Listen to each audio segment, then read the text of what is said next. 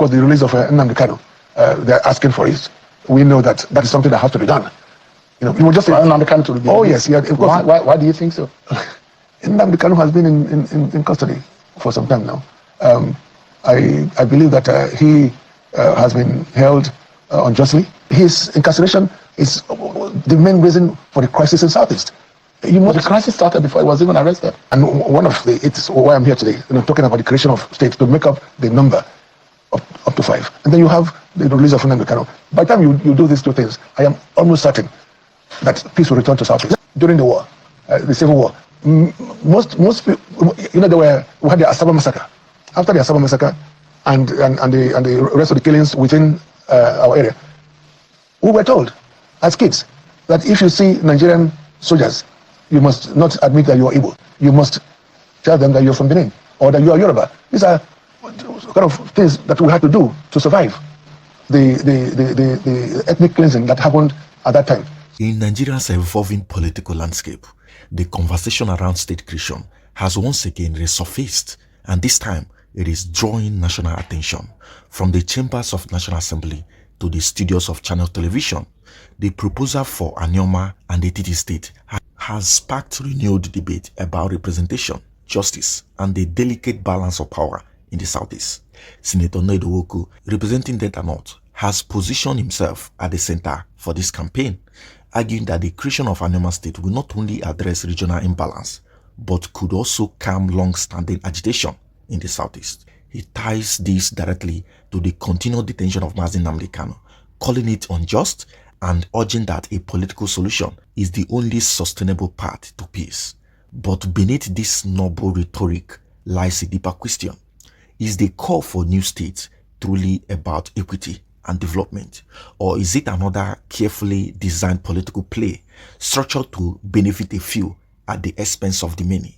And why these questions dominate the headlines, another subtle concern emerges: how the media frames the Igbo question, sometimes with undertones that seem to challenge even the identity and authenticity of those speaking for their people. Just like what you are watching currently between Sheung of Channels Television and Senator Ned Nwoko. This analysis takes a closer look at these layers, the political, constitutional, historical, and cultural dimensions, to understand what the proposed state creation really means for the Southeast, and whether it holds the promise of peace or the potential for deeper division. Once again, this is about Perspectives, your domain for unfiltered news and raw political analysis. Before we head on to our little analysis, I would want us to listen attentively to what Ned Nwoko has to say about Nnamdi Kanu and the Anioma States proposition. Why are you advocating? You are the major pusher, especially on the floor of the Senate. And you have argued with your colleagues the need for an Anioma state. And don't even begin the conversation around marginalization, because that's the first thing, because people will say we have Southwest 6 states, South 6 states, Northeast 6 states, North Central 6 states, Northwest 7 states, but Southeast 5 states. Is that part of the agenda to fix the Southeast that seems to be smaller in terms of the number of states, or what? Almost just over a year ago, I had a meeting with the President Bola Ahmed Tinubu, where I discussed about the problems of Southeast, the insecurity in the Southeast. What do we do to address it? And he knows the problems, and he also has an idea. The whole idea is that there should be some level of equity extended to the Igbos of Southeast by having an additional state. It wasn't going to be an easy task, to create one, but it is doable, and I'm happy that we have come this far. The point is this: even at that time, it was understood that the problems of Southeast, the agitations of the youths of Southeast, the killings there, the referring to the ESN groups and ESN and IPOB and the rest of them. These are young people who have come up to say that they are fighting for freedom because they are marginalized. And one of the areas that they've all spoken about and against is the fact that they are the only zone. Southeast is the only zone in Nigeria that has 5 states. Why is that? Why was it done intentionally to undermine them? Of course, yes. And from engaging those youths, it became so obvious that if a step is taken in creating one state, just one state, to bring it apart with the 5 other zones, let's leave Northwest out of this now, at least bring it apart to the 4 other zones, then something would have been done for them. Yes, they are clamoring for different things, but I mean, not least, of course, the release of Nnamdi Kanu. They're asking for it. We know that is something that has to be done. You will just say Nnamdi Kanu to be oh yes, yeah. Of course. Why do you think so? Nnamdi Kanu has been in custody for some time now. I believe that he has been held unjustly. Many people feel that way. As a lawyer, do you think so? Oh yes. That the judicial process is unjust? Yes. Yeah, no, it has been. There's a lot of delays in prosecuting him and all that. If you want to get him tried and convicted, get on with it. But this is a guy who has been held unjustly, as I said, for so many months. And the Buhari government started it. Oh, yeah, I'm not talking about this government. I'm talking about the previous government under Buhari. When it's facing a judicial process right now, yes. Saying it's unjust because the argument is that there should be a political solution, maybe a null prosecution. Prosecution should be established on that for the case to be withdrawn. But there are those who will say, well, there are allegations and it's left for the law for him to have his day in court, which is in process. But as you know, there have been some pronouncements by the Federal High Court, which has not been respected. So his incarceration is the main reason for the crisis in Southeast.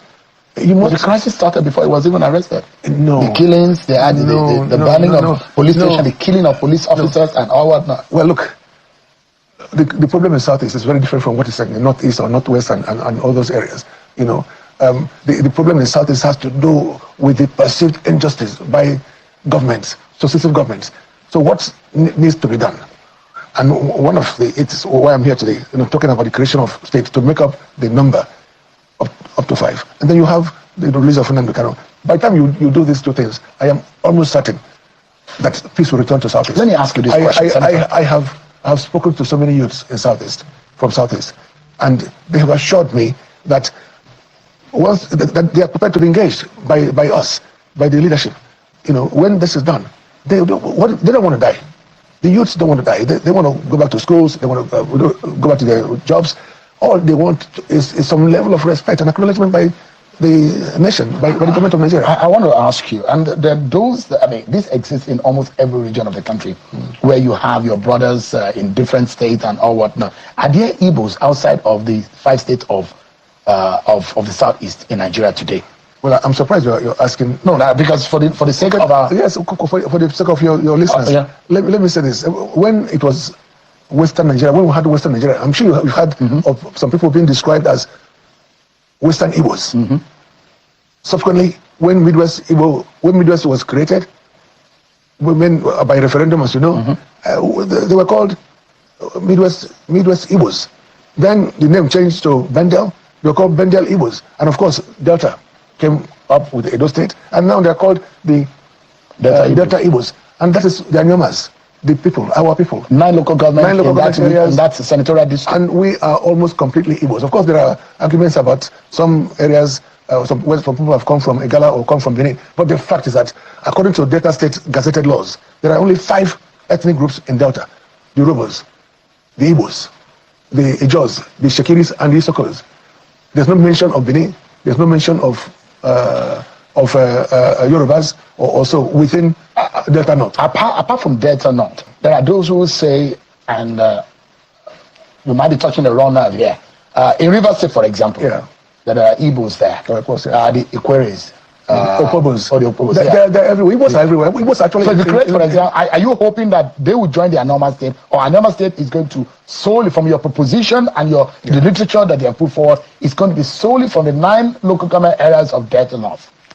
Look, initially my bill was centered around the 9 local government areas of Delta North, and however, a lot has happened since then. But if you look at the explanatory note to my bill, it talks about the Anioma State to become the 6th state of Southeast.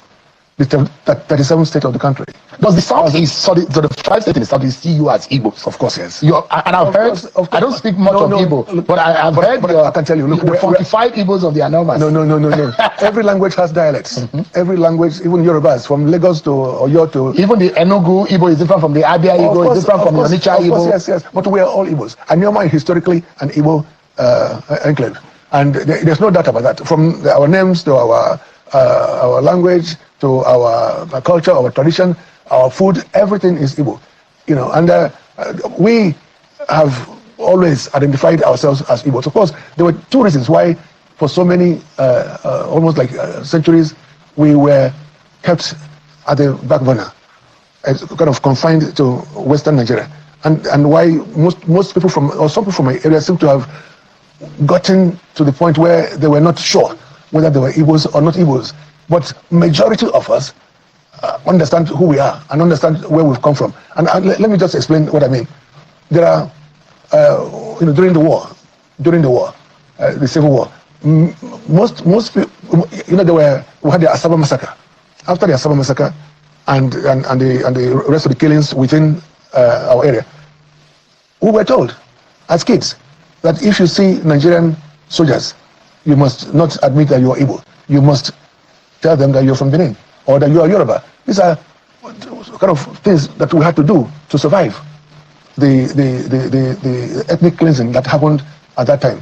So, of course, there was also this issue of Benin Empire. At the time there was a Benin Empire where, the Benin at its height extended their tentacles to our area. So much so that some people began to think that they were Benis, but we're not Benis, we're Igbos.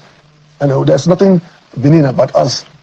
So you have people from Agbo, from Kwale, part of. I'm looking at the major areas of the north now that we now seed into what we now call Anioma state. The question is the Ukwani people. They are opposing it. No, they're not. No. And have you heard some of the leaders who say they are vehemently opposing it? They're just some vocal guys who are saying that they don't oppose the creation of Anioma state. Let me say this straight away. I don't know any Anioma person, man or woman, who's opposed to the creation of Anioma state. Some of them say they don't want to be part of Southeast because they are not Igbos. But they are just few and far between. There are very few of them. Out of the 9 local governments. How many of those are Igbo speaking? All of them.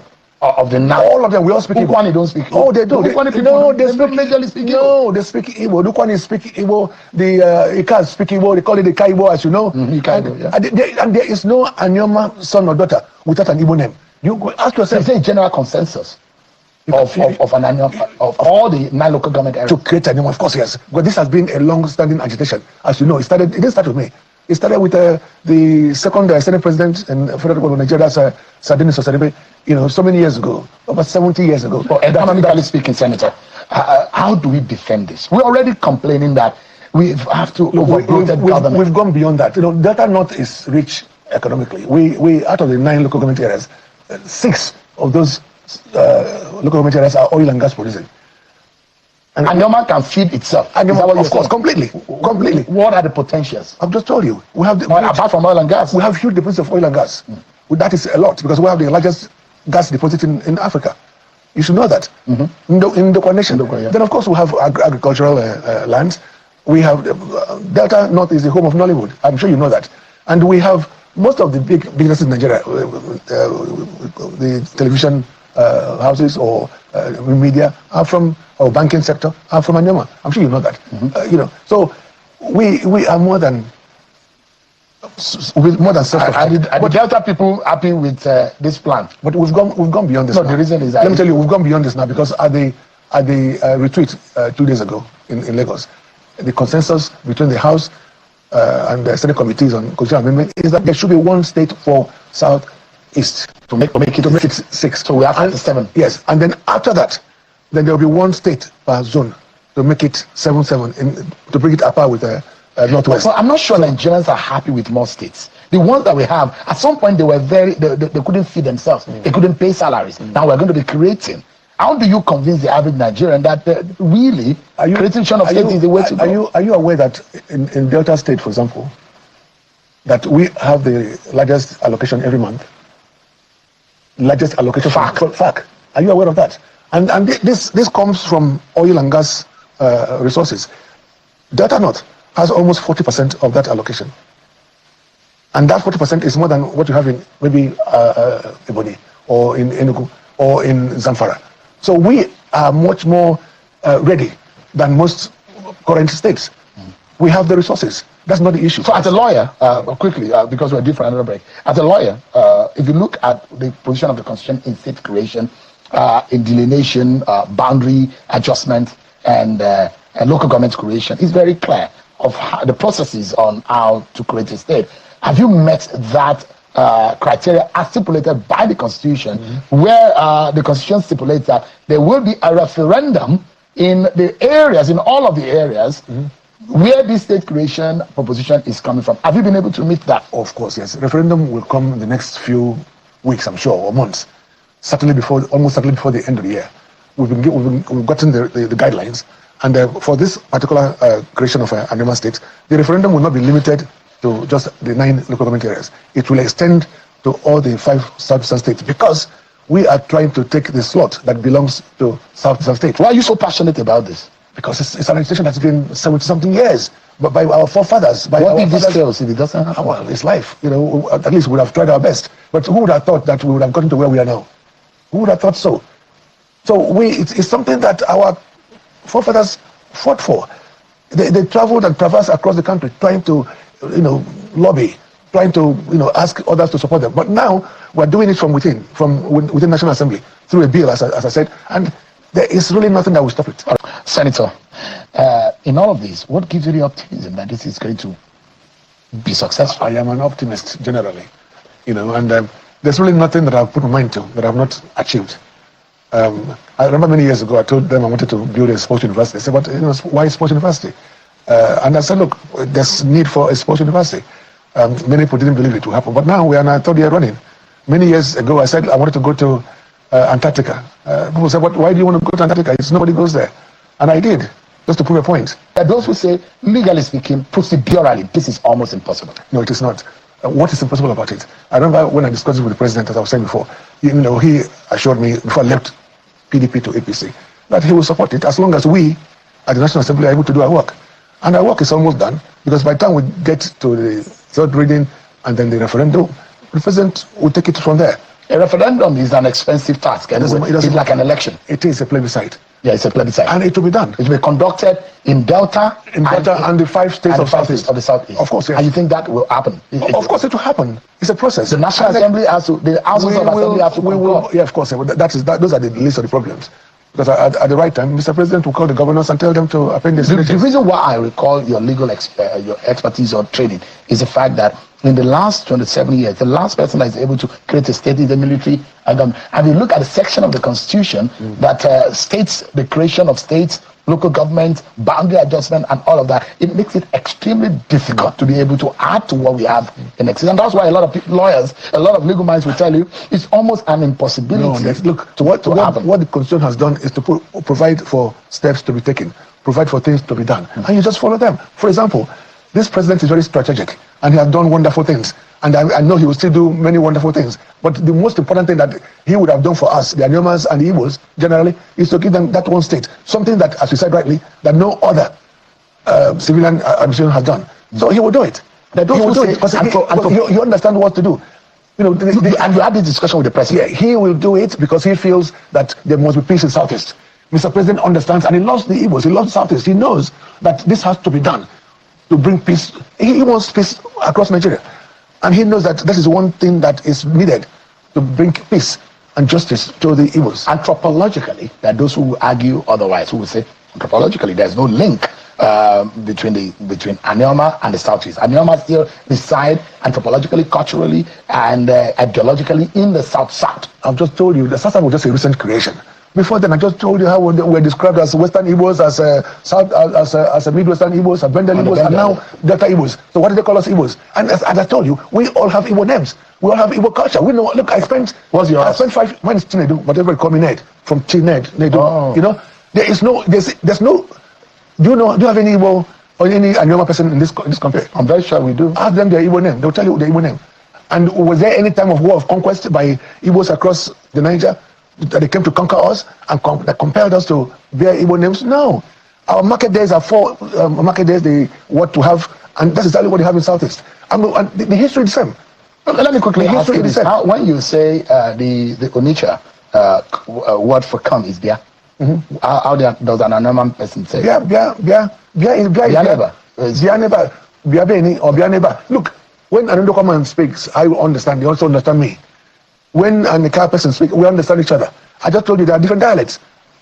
London, for example, has different dialects. From east of London to west of London to south of London to they all have different dialects. They all speak English. Senator, we're totally out of time. I'd like to get your final thought. Anioma will be done as a state in Southeast, and that will bring peace to Southeast. Because some of my people are worried about the unrest in Southeast, and I'm assuring them that there will be peace in Southeast once Anioma State is created as the choice of the of the Igbos. Now, what has happened is that the National Assembly Committee has put together a committee to decide on which state to choose from. There are about 7 states from Southeast, and we are one of those states because we are the public hearing. Heading up to the analysis, Senator Ned Nwoko has taken up a public campaign for an Anioma State, carved from parts of Delta State, and has joined wider campaigns that name an Etiti State, a proposal surfaced that would, take from Imo and part of Ebonyi State, precisely Ebonyi South. Over last week, the National Assembly's Joint Committee on Constitutional Review has publicly, agreed in principle to advance proposal for additional states. The committee recommended creating new states, including one for the Southeast, as part of a package of 6 additional states under review. Nwoko's message was simple and bold on Channels Television.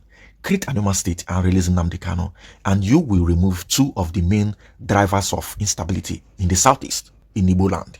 He argues Anioma would give the Southeast a 6-state balancing representation, and Kanu's incarceration is a principal grievances fueling unrest.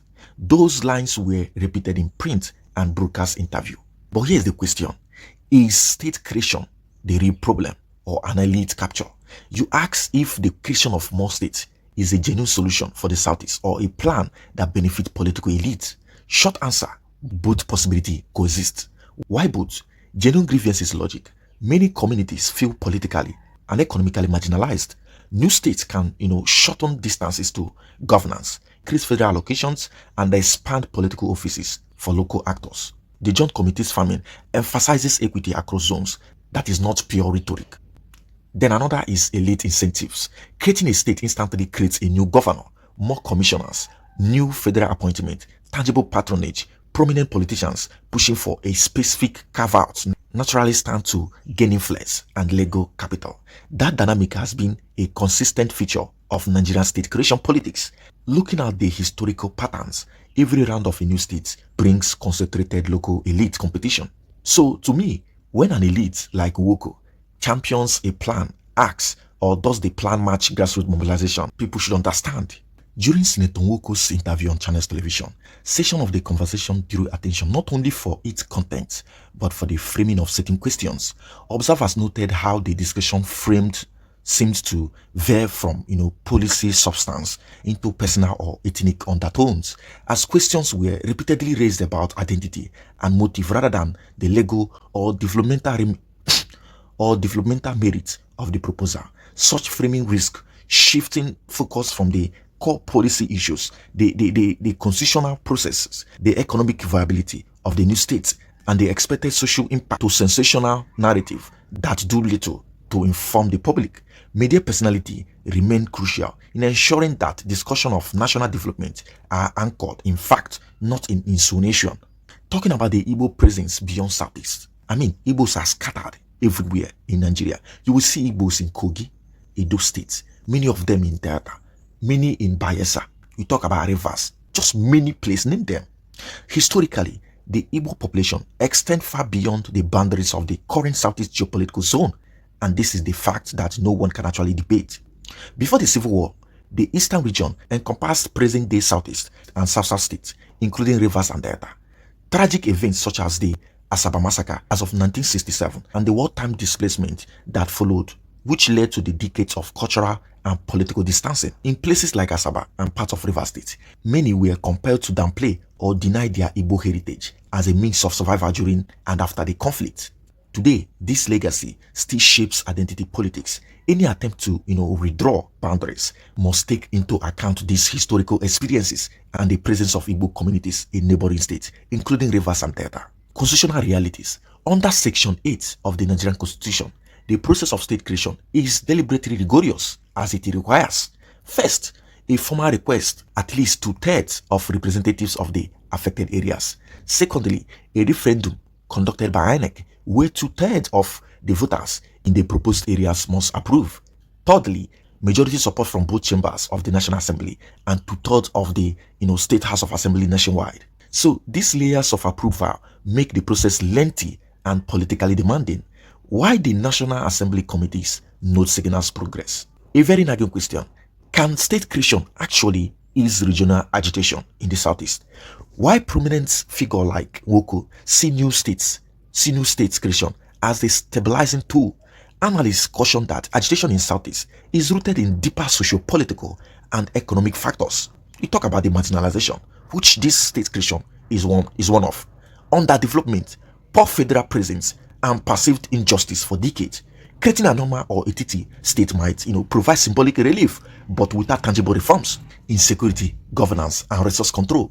Discontent may simply resurface under new boundaries. Referencing to the experience from previous state creations shows that administrative restructuring alone cannot even substitute for inclusive governance and genuine reconciliation. A referendum, well, as constitutionally required, would determine local acceptance. However, its success depends on public awareness, grassroots mobilization, and transparency in delineating affected areas. The political climate and the level of federal support will also play decisive roles in determining whether these proposals can move beyond committee deliberation into reality. This is to me very necessary because significant Igbo population resides in Rivers, Delta, and Bayelsa, sometimes often in majority within the states. Redrawing boundaries without a clear plan for a representation and protection risk creating a new minority tension or majority tension. So any successful state creation must therefore guarantee cultural rights, resource sharing mechanism, and fair administrative integration for affected communities. The history of the Civil War and its aftermath continues to cast long shadow over identity and representation in the Southeast and adjoining areas. Ignoring that history in any process of political restructuring risks reopening old wounds. True reconciliation, like I said, requires recognition, not erasure of those political experiences through truth-telling, inclusion, and justice mechanism.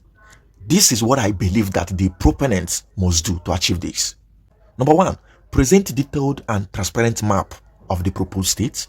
Secondly, outline administrative and economic plans, including revenue models, because he was actually asked about the how the Anioma state, if created, would stand on its own and have the monopoly and be able to push the narrative or the affair of an independent state. Third, secure genuine grassroots consensus, not elite declaration. Number four, build national legislative alliances beyond regional sentiments. And lastly, link the campaign to wider reforms on justice, employment, and development. So without these key points, the proposal risks remaining symbolic gesture rather than functional solutions. But when we talk about the merit, there are also the risk scenarios that is being accompanied to this very push or proposal. First, the elite capture, where political interests overshadow developmental goals.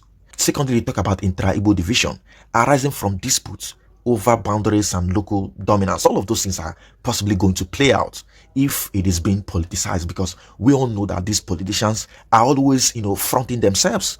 Thirdly, you talk about the legal disputes, potential court challenges, and constitutional setbacks. Of course, it's going to also downplay the scenario. And lastly, superficial peace, temporal calm without structural change, because when you create this state in question, hope it's going to be a reflection on the emancipation of the people.